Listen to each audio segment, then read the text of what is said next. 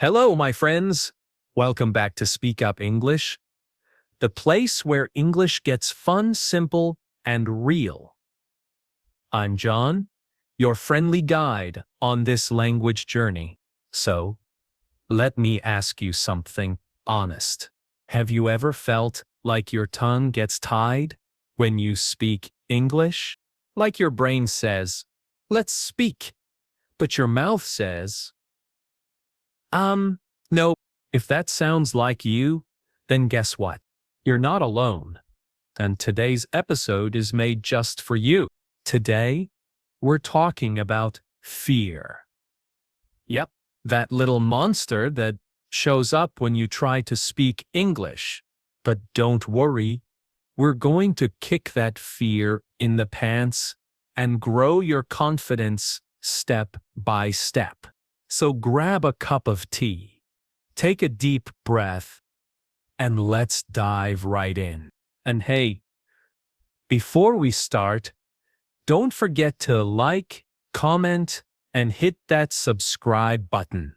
Trust me, your future English will thank you. Now, let's be real. Fear isn't just a tiny worry. It's not just, oh, I'm a little shy. Sometimes, fear feels like a giant elephant sitting on your English. You want to speak, but your brain screams, no. You'll mess it up. Stay silent. Hide. Have you had that moment?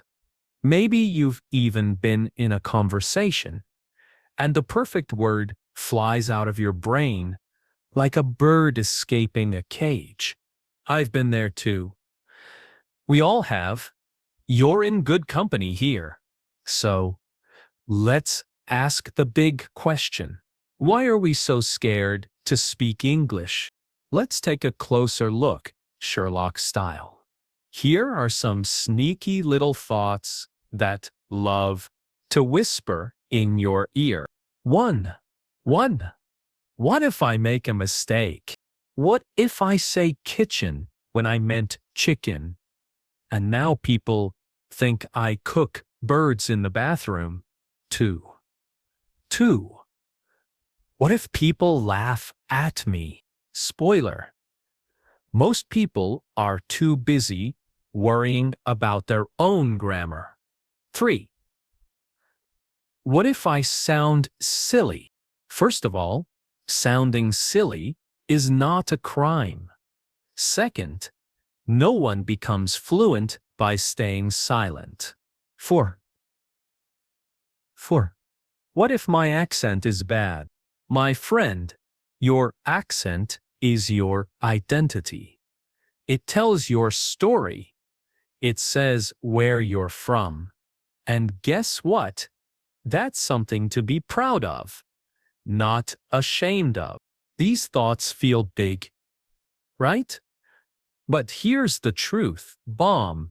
They're just thoughts, not facts. Here's a little secret.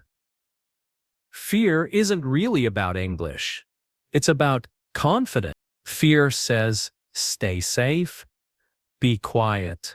Confidence says, go ahead, try, speak anyway. Sometimes, your mind is like a bad weather forecast. Warning! Confidence level cloudy with a chance of embarrassment. But don't believe it. That storm will pass. You don't need to be perfect. You just need to be brave for a few seconds at a time. Confidence doesn't magically appear. It's not delivered by Amazon overnight. You build it like stacking Lego blocks. One word, one sentence, one awkward but brave moment at a time. And guess what? Every time you try, your confidence muscle grows. Just like doing push-ups, but for your speaking skills. Okay, now listen closely. This part is super important. Fear isn't always your enemy. Sometimes, fear is just a signal. like a traffic light turning yellow. It's saying, hey, you're stepping out of your comfort zone. And guess what? That's actually a good thing. If you never feel nervous, it probably means you're not trying anything new. You're just chilling in your comfort zone, eating popcorn and doing what you already know. But English learning happens outside that comfy space. We call that space the learning zone. It's like a gym for your brain. So the next time your heart beats a little faster before speaking, say this to yourself: oh, look, I'm growing again. You don't have to feel 100% ready. You just have to take one step, even a tiny one. Growth feels weird sometimes, but it also feels amazing when you realize, whoa, I just did that. Now let's get practical. Let's talk about how to actually build confidence. Not the fake kind, where you pretend everything's perfect, but the real kind, where you feel calm and brave even when things are messy. Let's go through 4 powerful confidence-building tips. Big changes come from small actions. You don't need to give a TED talk on day 1. Please don't.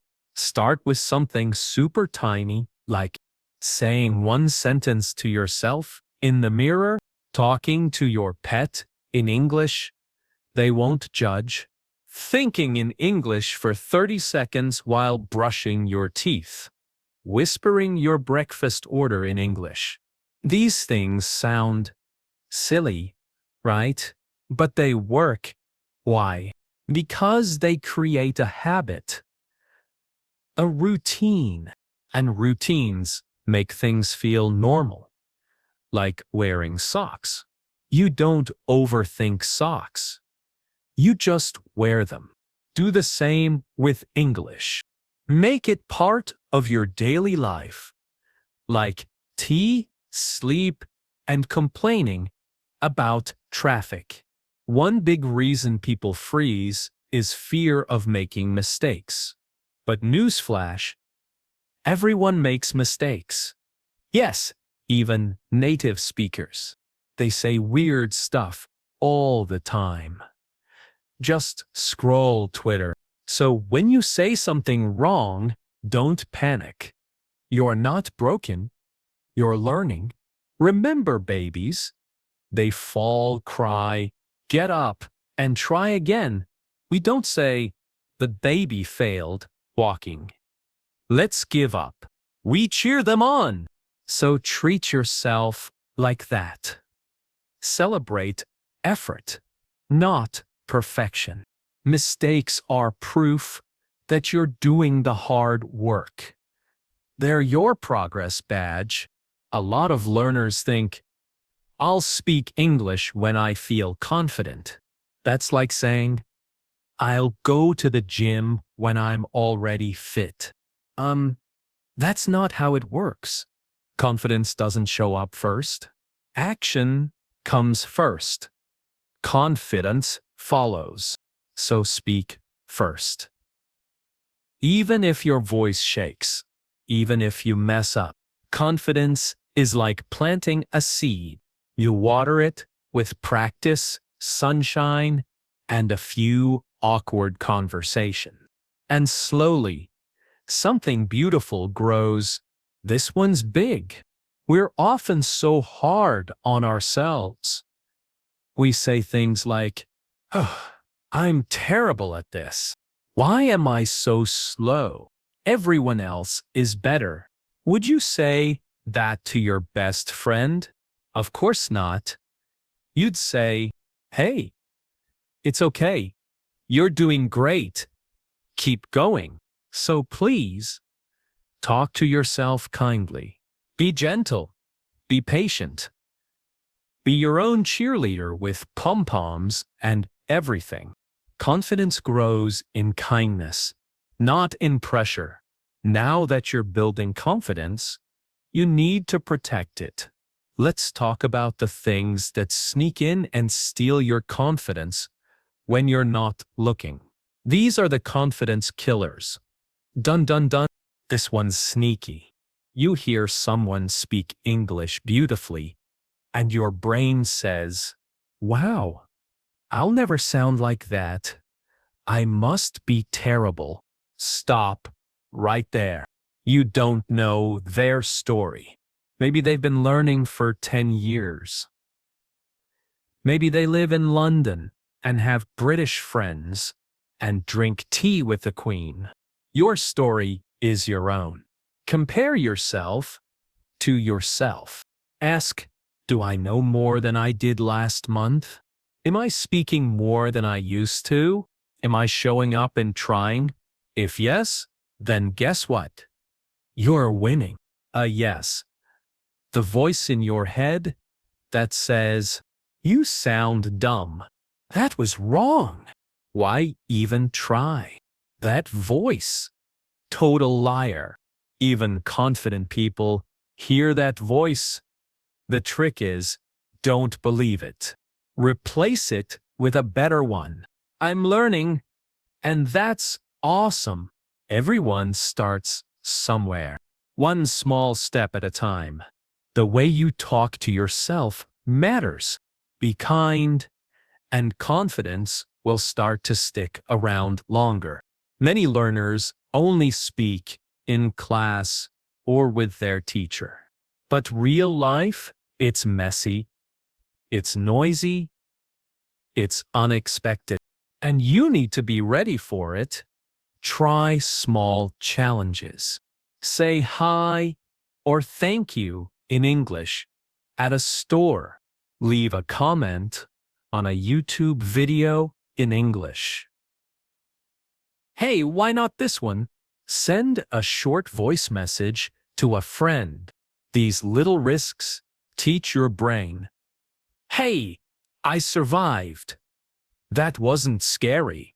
With each step, your comfort zone expands, and suddenly, you're doing things you never imagined.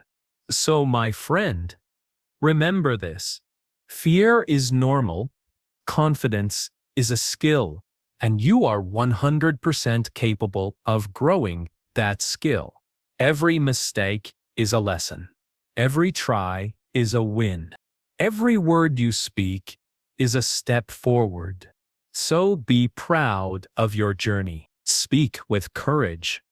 Be kind to yourself. And most importantly, keep going. If today's video helped you even a little, don't forget to like this video, comment your biggest fear or your favorite tip. Subscribe to Speak Up English so we can keep learning and laughing together. You're doing great. You've got this. I'm John. This is Speak Up English, and I'll see you in the next one. Bye for now. And hey, go speak something in English today.